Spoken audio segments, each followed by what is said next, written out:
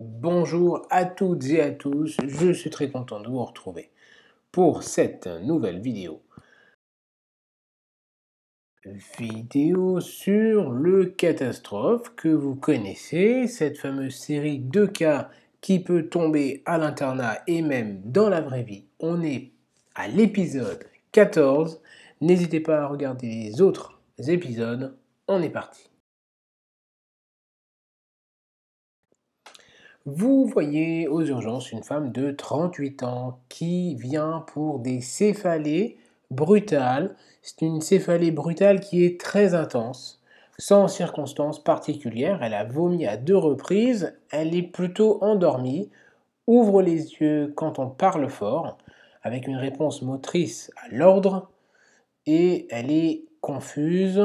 Il y a une nuque qui est raide, une photophobie et des pupilles sans particularité. Quel est le score de Glasgow? Première question. Donc, je vous rappelle le principe de cette série de cas pour les ECN. Je vous propose les différentes réponses et puis vous faites pause pour réfléchir et moi j'avance. Donc, le score de Glasgow, je vous propose première proposition, la A, 12. Le score 13, 14, 15, où il manque un élément pour décider. Je vous laisse faire pause et puis je vous donne la réponse. La bonne réponse était B, 13, Glasgow 13. Donc on a une réponse visuelle à la demande, Y3, elle est confuse quand elle parle, mais donc c'est tout à fait compréhensible, V4, et la motricité est correcte, donc M6. Si vous voulez plus de précision, avoir des moyens mnémotechniques pour retenir, n'hésitez pas à voir la vidéo sur le coma, disponible aussi sur la chaîne. Pour avoir un peu plus d'informations, on discute avec le mari qui nous dit que effectivement elle a des céphalées en période menstruelle, qu'elle prend une contraception orale, mais bon, il ne sait pas nous dire ce que c'est, et qu'elle fume. Et donc sur tous ces éléments que nous avons pour l'instant à disposition, quel diagnostic urgent devez-vous évoquer? Proposition A, migraine, B, méningite, C, hémorragie méningée, D, thrombose veineuse cérébrale, E, hématome sous-dural. Je vous laisse faire pause, réfléchissez tranquillement, n'hésitez pas à mettre en commentaire vos propositions. C'est parti. Les bonnes réponses étaient une méningite, parce que pour l'instant on a un tableau compatible avec une irritation, un méningisme, ce qu'on appelle un syndrome méningé, mais on ne sait pas ce que c'est. Est-ce que c'est le versant plutôt hémorragique, donc hémorragie méningée, ou le versant infectieux, qui peut aussi être une inflammation d'ailleurs, qu'est la méningite. Mais ça peut tout à fait aussi être une thrombose veineuse cérébrale, même si l'installation brutale ne colle pas tout à fait avec, il faut quand même le garder en tête. L'hématome sous-dural, non, pour la simple et bonne raison que le mécanisme et la brutalité ne collent pas avec. Et la migraine, ce n'est pas un diagnostic urgent qu'il faut évoquer, même s'il faut l'évoquer, mais ce n'est pas un diagnostic urgent. Maintenant, je vous demande quel paramètre vital serait le plus discriminant parmi vos hypothèses. Sachant que vous n'avez pas de paramètres et que vous allez tous les prendre, lequel allez-vous regarder avec très grande attention? Proposition A, la saturation en oxygène, B, la tension artérielle, C, la fréquence cardiaque, D, la température, E, la fréquence respiratoire. Je vous laisse faire pause et je vais vous donner la réponse.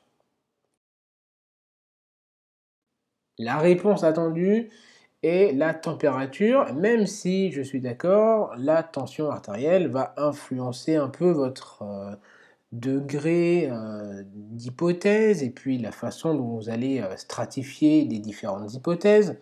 Mais véritablement, si la patiente là, a une température à 39, 40, on peut imaginer qu'on évoquera d'autres diagnostics, ou en tout cas certains diagnostics en priorité.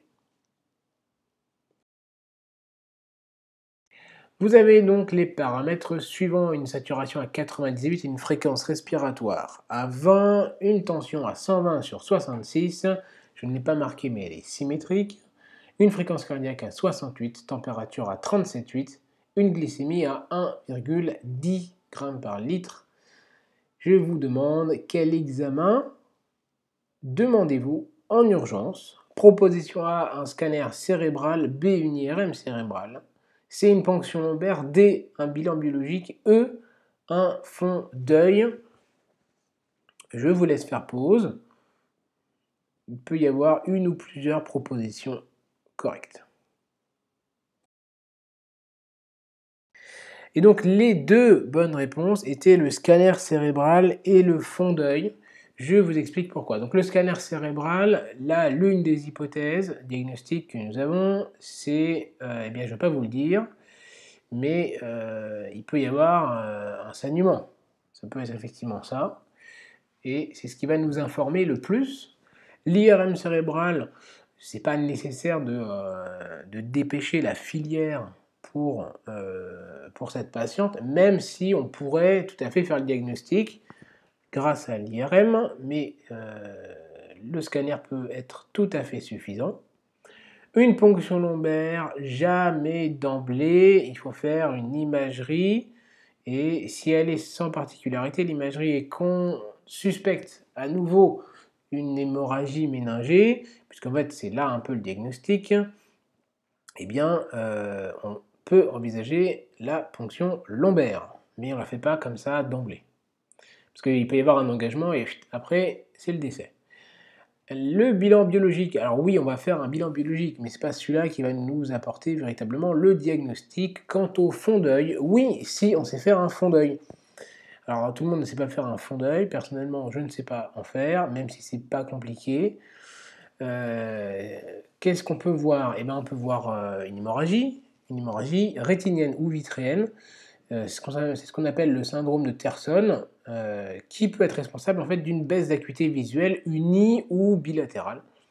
Et en fait, il y a un œdème papillaire qui est lié à l'augmentation brutale de la pression intracrânienne. C'est entre 10 et 20% des hémorragies sous-arachnoïdiennes, donc c'est tout de même fréquent, on peut dire que c'est fréquent. Voilà, donc vous avez demandé cette imagerie, qui est donc un scanner, puisque vous avez demandé un scanner et non une IRM. Je vous demande quel est le diagnostic, et puis pourquoi pas essayer de nommer les parties atteintes. Donc quel est le diagnostic pour vous, et s'il y a une anomalie ou non. Je vous laisse faire pause tranquillement, et je vais vous donner les réponses. Alors le diagnostic, c'est une hémorragie méningée subarachnoïdienne qui est compliquée d'une hydrocéphalie aiguë.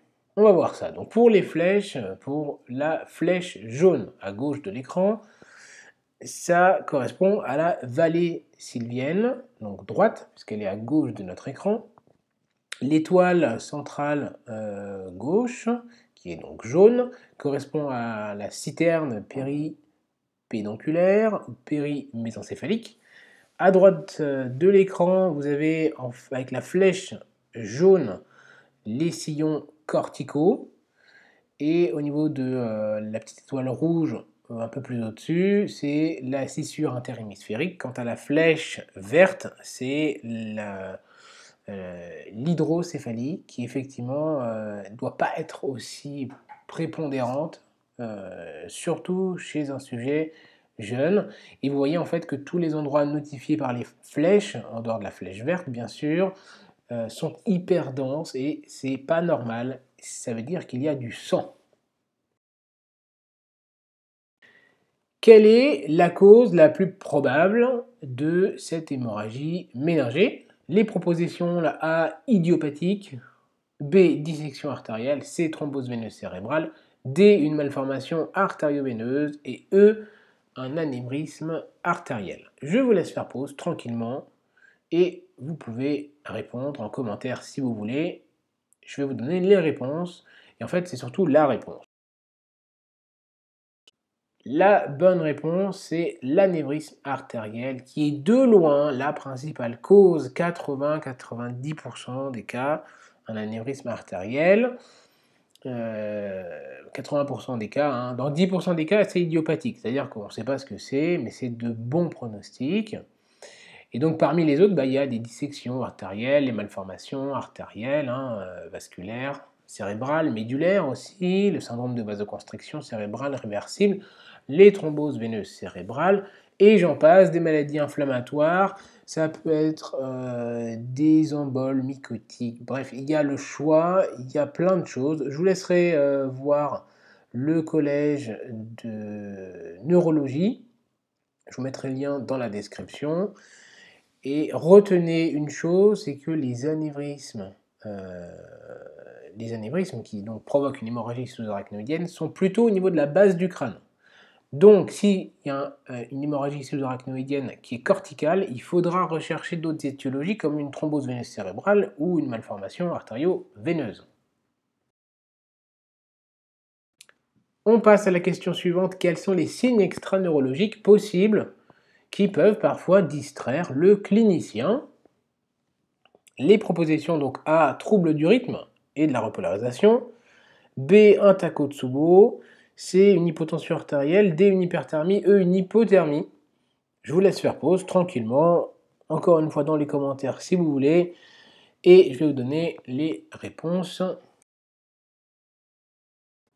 Les bonnes réponses sont la A, la B et la D, les troubles du rythme et de repolarisation, bradie, tachycardie, et un Takotsubo. Je vous mettrai en lien aussi une étude qui a été faite dans les années 90-2000 sur des hémorragies sous-arachnoïdiennes qui regroupaient les atteintes cardiaques par Takotsubo, et en fait effectivement il y en a pas mal tout de même, et donc ça peut aller jusqu'à une insuffisance cardiaque assez cognée, et donc une détresse respiratoire dans les plus grands des cas.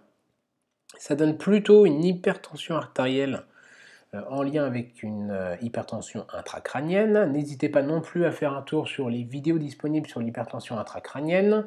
L'hyperthermie est plus fréquemment rencontrée, surtout l'hyperthermie, mais plutôt subfébrile, c'est du 37, 38, alors que le 39, 39,5, 40, on part vraiment sur des étiologies plutôt infectieuses à ce moment-là.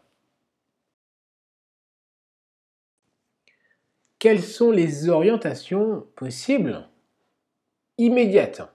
Sous-entendu, là vous êtes aux urgences, vous faites le diagnostic, et quels interlocuteurs, quels confrères sollicitez-vous? Je vous propose la A, la neurologie conventionnelle, B, les soins intensifs de neurologie, la neurochirurgie, les soins de suite et réadaptation SSR, et E, la médecine interne. C'est pas très compliqué, mais il faut savoir donner suite au diagnostic en fait. Les bonnes réponses étaient la A, la B, la C. La neurologie conventionnelle, eh bien ce sera à voir pour après, pardon, il n'y a pas la A, c'est la B, il n'y a pas la neurologie conventionnelle. B, soins intensifs de neurologie, oui, justement, à l'opposé de du conventionnel. Et la neurochirurgie sont les deux secteurs possibles. On peut aussi proposer en réanimation chirurgicale, dans le cas où il y a une chirurgie au préalable. Mais pas de SSR, pas de médecine interne et pas de neurologie conventionnelle. Il faut une surveillance rapprochée. Quelles sont les deux possibilités de traitement de l'anévrisme? Je ne vous propose pas de réponse, puisque vous devez le savoir pour proposer les patients aux bons intervenants. Donc, quelles sont les deux possibilités de traitement de l'anévrisme qu'il faut traiter en urgence? Là, il faut le traiter. Vous appelez qui? Et donc, vous pouvez essayer de répondre en commentaire. N'hésitez pas à mettre vos propositions. Je vais vous donner la petite explication sur une diapositive. Eh bien, le traitement de l'anévrisme en urgence, deux possibilités, soit endovasculaire. Endovasculaire, ça se passe donc dans les vaisseaux, ou par embolisation. C'est la première intention, sous anesthésie générale, on vient mettre un micro-cathéter dans l'anévrisme, et on va mettre des spires de platine, c'est des coils en fait, qui sont introduits dans le microcathéter et on les déploie dans l'anévrisme. Et en fait, ce matériel va provoquer une thrombose de la poche et donc ça va permettre d'exclure l'anévrisme de la circulation artérielle et puis ça va permettre de traiter cet anévrisme. L'autre option, c'est la plus ancienne, mais bon, ma foi qui marche, hein, c'est la prise en charge chirurgicale, un traitement chirurgical.